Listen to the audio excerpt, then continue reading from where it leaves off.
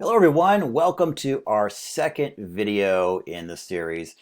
In the last video, you learned some key things about Practicum, rather long video, but really necessary to set the foundation of what we're going to be doing going forward. And again, the goal is to hopefully answer all your questions that you have about Practicum after you watch the series of videos.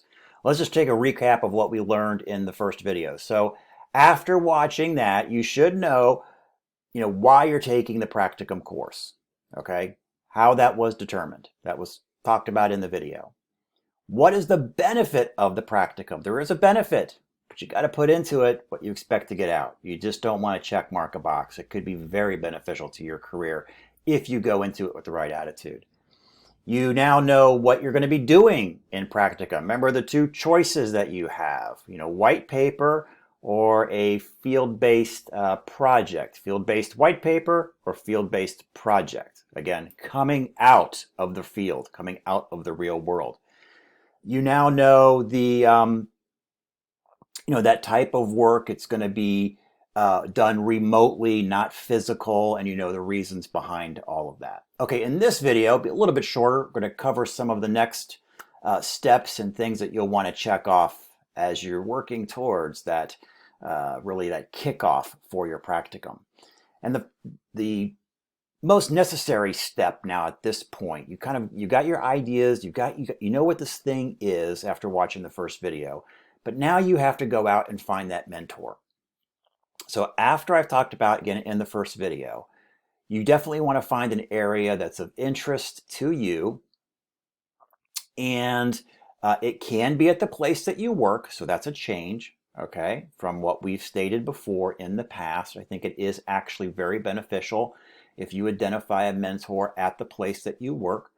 But again, make sure that it's a win-win. We don't want you doing your day job for free. So the two have to be very distinct. If you are working, if you are doing your practicum where you work, make sure there's a firewall between those two activities. And I think now it's easier to have that firewall. And let me explain that real quickly. So before, in the old days of practicum, you were physically there, and at one time you're a student, and one time you'd be an employee. And those boundaries we found at times were getting confused, and sometimes students were somewhat, I don't want to say being taken advantage of, but student time needs to be student time and work time needs to be work time. And again, those boundaries got a little fuzzy when students were doing practicum at the place that they work. So we found it easier to protect that experience for students is just to say you can't do it where you work. Now, with the new world, okay, where everything is done remotely and not on site, I think those boundaries can be very well maintained. But I would still caution you, be careful about that as if you decide to go that route in identifying your mentor at the place that you work. But again, it's perfectly okay to do that. All right, so what you want to do is find an area that's of interest. In healthcare administration, has to be in healthcare administration. And you will want to identify a single individual who will serve as your mentor. So you need to get them, you got to sell yourself to that mentor, in what you're going to be doing and their input that they're going to need. Because first thing they're going to ask is, what do I need to do? Or very soon they're going to be like, okay, this person's approached me. Maybe I know them, maybe I don't. I would like to help them, but what's my time commitment going to be? What are they expecting out of the process? And you need to be able to clearly articulate that to them. So make sure you've got that down before you start approaching people, that you can clearly articulate, what the expectations of your mentor is. And to be honest, they're pretty simple now. They're not nearly as in-depth as they used to be with the physical practicum. And the expectations of that mentor are going to vary on which of the two paths you choose, okay? Field-based white paper or field-based, project, okay? So how do you find someone? I get students ask me this all the time. Chris, can you help me find someone? No, I generally cannot help you find someone. That is your job. It is uncomfortable, especially if you don't know the person. But that's one of the learning moments that we want students to go through, is to push that boundary of uncomfort. Because in the real world, you're going to have to knock on doors, and you're going to get rejection, and you're going to get acceptance, and you know how that is. It's a numbers game and all that stuff, right? But I think if you um, present it, fairly and accurately, most mentors will be willing to accept that a partnership with you. You just got to be able to articulate it clearly.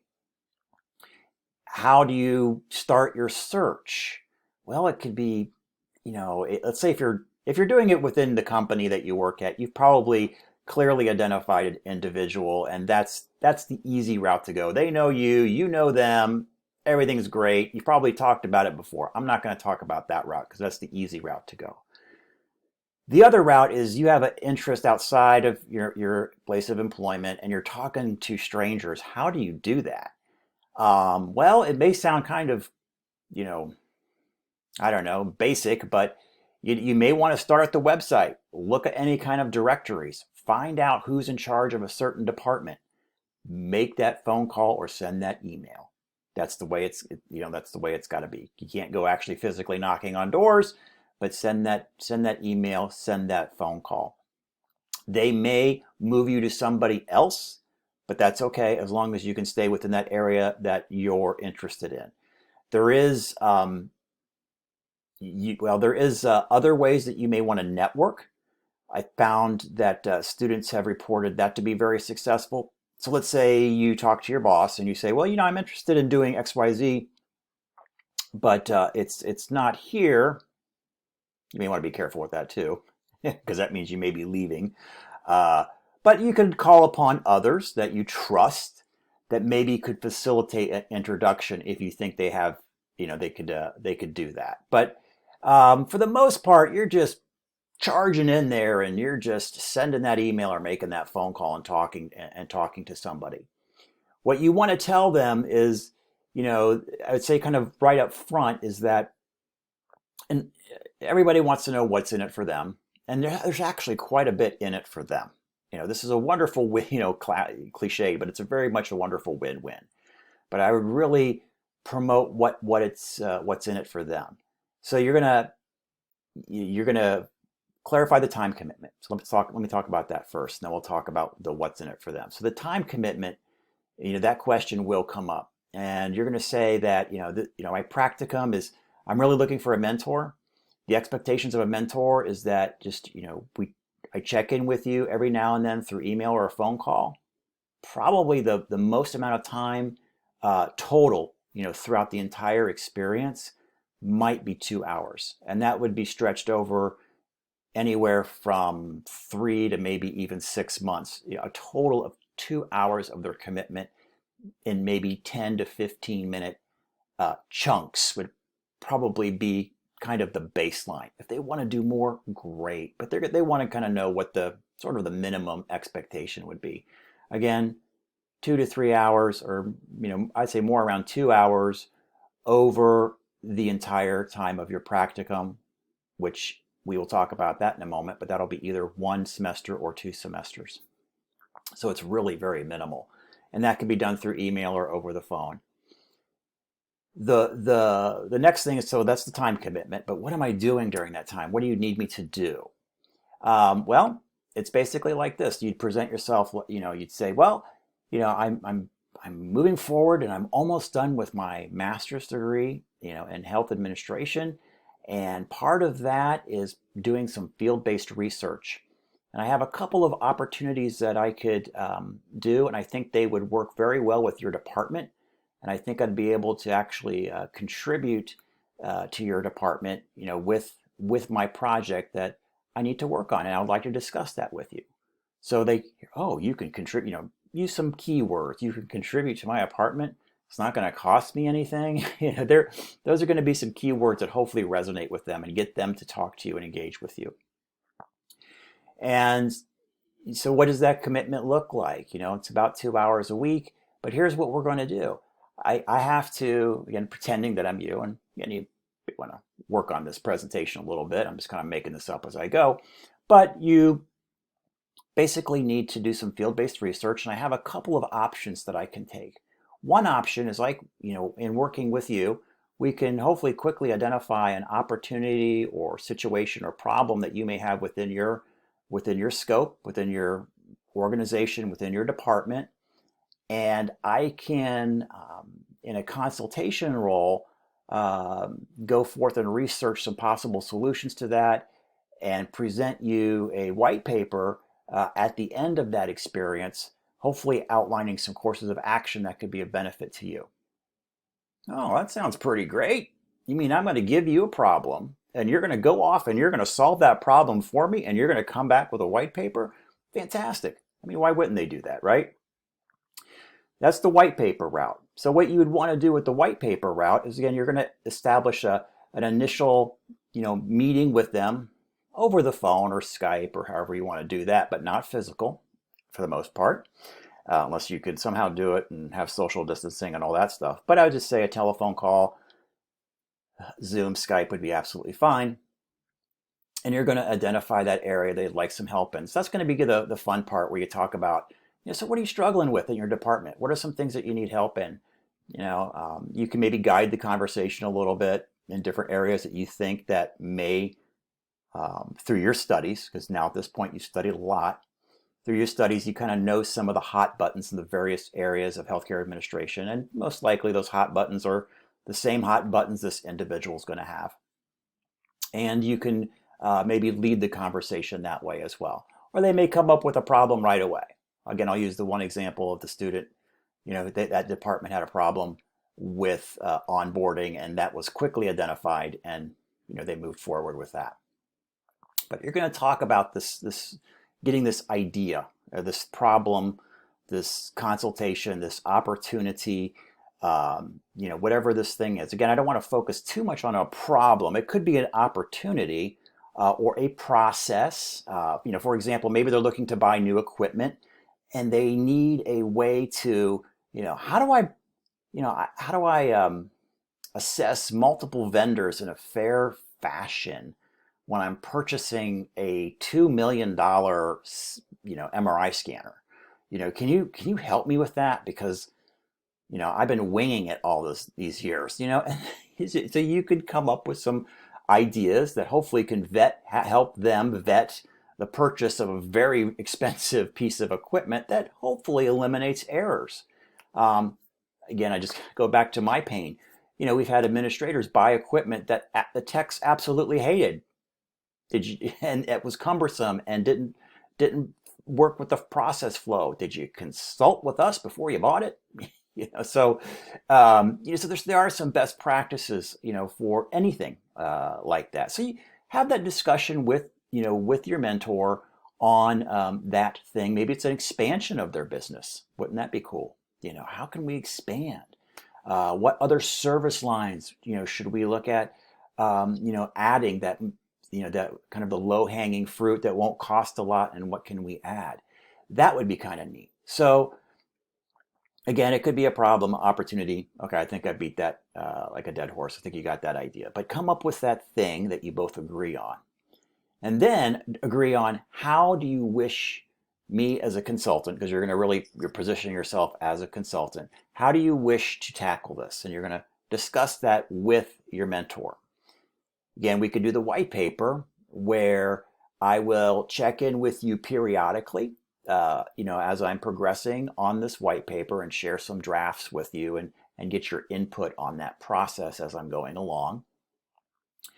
And then at the conclusion, as a good consultant would, I will present you with the final version and my recommendations to you. Okay, that's the white paper route. And again, requires very minimal interaction from your mentor. And I'll be honest with you, what we found is some of the mentors are checking out during this period. As I mentioned, this is the year of COVID-19, and understandably so. But as long as you have that idea at the very beginning, from that initial consultation meeting you have with them, and you've come up with that idea, even if they fell off the face of the earth, which some of our mentors have, even if they fell off the face of the earth, it's not going to impact your graduation or your grade in this course. Okay? That's kind of why I like the white paper, because I know it can get done and you don't necessarily have to have that preceptor or that mentor's involvement all the way through the process. You just need to extract that idea out of the field in consultation with them, that one time meeting, and if they get fired, laid off, or too busy, or transferred to Kalamazoo, you can still press on, with that. And that's, I think, something very important to remember as you're talking to your mentor, and seeing if they can actually be in a position to, to, I guess, fulfill their obligation, even though it's as minimal as it is. And that's kind of why I like the white paper route in some cases. Okay, so then you're going to say, well, all right, we've come up with the idea.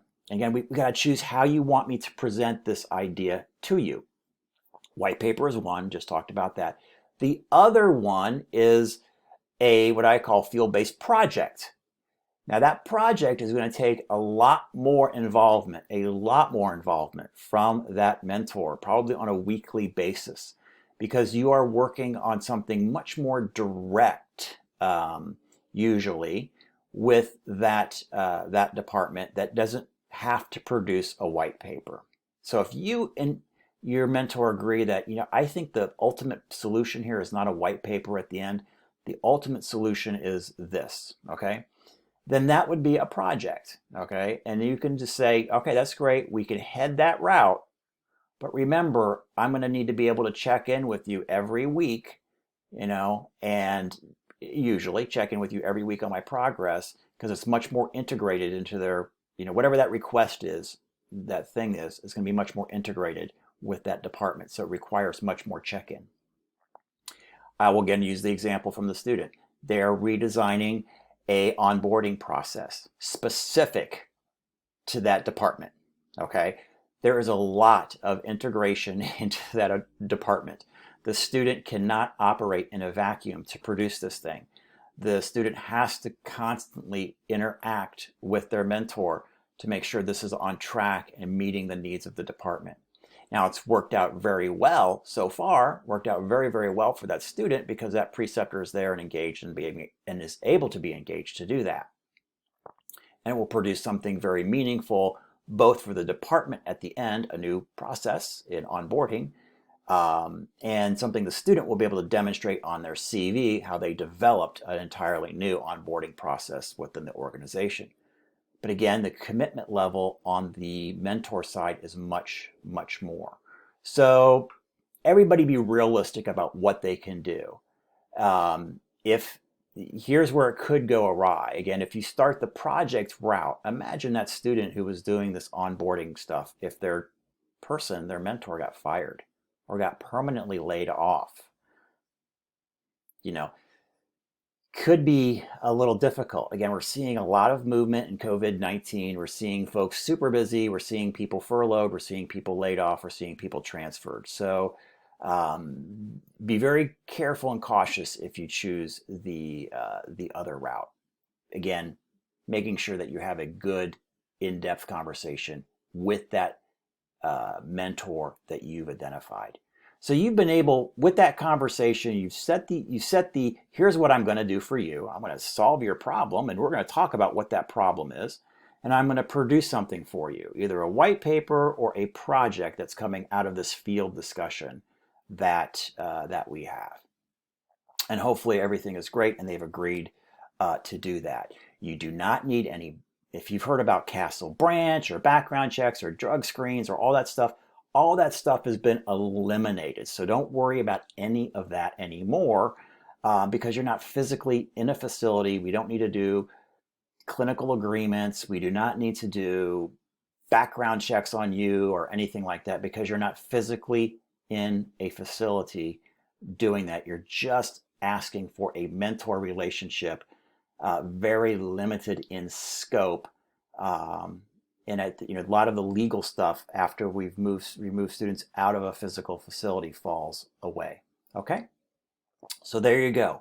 hopefully now you know sort of the expectations and understandings of going forth and finding that mentor. Again, knock on some doors, do some networking, find someone that you think that you can work with, even on a limited scope. Maybe think about someone who might be able to help your career too. You know, like you want to get as much leverage out of this as possible. So you know, if you can check mark all those boxes, that's even better. All right, so we've talked about that. The next thing I want to talk about in this video is the two versions that you need to now pick. So there's two versions of Practicum, and I've alluded to it a little bit, I think, in the last video, but you have a 2 credit hour version or a 1 credit hour version. The number of hours you have to do is the same. Everybody has to do 120 hours, okay, of work. All right, that's non-negotiable, if you will, because it's tied into the number of credit hours that you have to take. Everybody has to take one total amount of 3 credit hours of Practicum. So you got two choices. You can divide this up over 2 semesters. And if you're probably watching this video, you've chosen already one of those routes, but I do want to just hit on this one more time in case you have the ability to, to change or would like to change. So there's the 2 credit hour version, or actually there's the 2 semester version, which we just split it down the middle. 1.5 credit hours one semester and 1.5 credit hours the next semester. It has to be taken in the last 2 semesters of the program for you. So you're concluding your practicum in your graduation semester. If for some reason you want to do the full thing all at once, 120 hours in one semester, you take it in your final semester of the program. What does this mean for you? If you do the 2 semester version, you're doing about, okay, math is always a little bit changing, but you do about 4 hours a week. Okay, that's pretty doable for most folks. And remember, you still get your other academics on top of that too. If you do the 1 semester version, obviously you're doing about 8 hours a week. That's a little harder to do. All right. So, but some people love that method as well because their work schedules, life schedules, it all works out. All right. So you got your choices. Choose wisely, because once you choose, you really can't change. So you've got the 2 credit hour, the 2 semester version. You'll want to take HCA 565 at 1.5 credit hours in the final 2 semesters of the program, or if you're doing the one semester version, you're taking HCA 565, the 3 credit hour version. Make sure you choose the right course when you do that. Now, I've told this the credit. You know the number of credit hours. You know I've mentioned this other total, this 120, numerous times. You have to have 120 hours in. So we've got a couple of ways that we log this. If you choose the white paper route, okay, the white paper route has been streamlined for our calculation. So for every page of material you produce in the white paper, okay, remember this, guys, for every page that you produce in the white paper is 4 hours. Okay, basically took in the average number of hours of research it takes to produce, 1 page double-spaced content. And that's about 4 hours, being actually a little generous. It's probably more, maybe more around 2.5, but it's generous at 4 hours. Okay, so every page. So you can do the math. I got to get 120 hours. Each page is worth 4 hours. So do the division there. With the project, okay, the other one, a little bit more, because you're not producing necessarily pages of content. Okay, you may be doing all kinds of other things that are required, all done remotely, but doing other things. That one, you're just going to log your time. You're going to have a log sheet. You're going to say, well, I started at 6 o'clock and I ended at 7:30. p.m. I got 1.5 hours in tonight.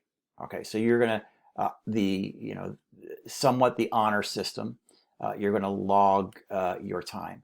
We will ask that your preceptors or mentors will sign, or at least kind of sign off, kind of attesting to the fact of some of the work being produced. Not necessarily, I mean, we're gonna, I know it's kind of fuzzy with they're not physically watching you with the hours, but so we will ask them to sign that log sheet every couple of weeks on your behalf. And all of you, both whatever project that you're choosing, you're going to be submitting your progress just for my general review and comment on, as kind of another entity to mentor you through the process as well. So, um, I guess don't think that you can kind of bluff your way through the 120 hours if you do the project. We're gonna kind of see what you're doing, and we'll generally understand what you're the number of time, the amount of time that's going into it. Again, I'll pick on the one student who is doing the field-based project, and she is again doing that in that onboarding. So the onboarding, when it's all said and done, she may have a 3-page checklist and some other minor supporting materials, but that's it. And but it's, again, you think of all the work that went into distilling that into that new process, which again may be just a few checklists and other policies in there, maybe some scripts of events that need to happen, but all the hours that go into that are understood and kind of self-evident as she's gone through the process. So there you go. That's how we're going to record the hours in there. So, all right, guys. So you know what you need to do. You need to go out and find that mentor, have that conversation, identify that concept, thing, project, opportunity, expansion, whatever. Discuss how you want the final product to be: white paper, or field-based research white paper, or a field-based project. And now you're going to be almost ready to get started. All right, check in with you on the next video. Thanks.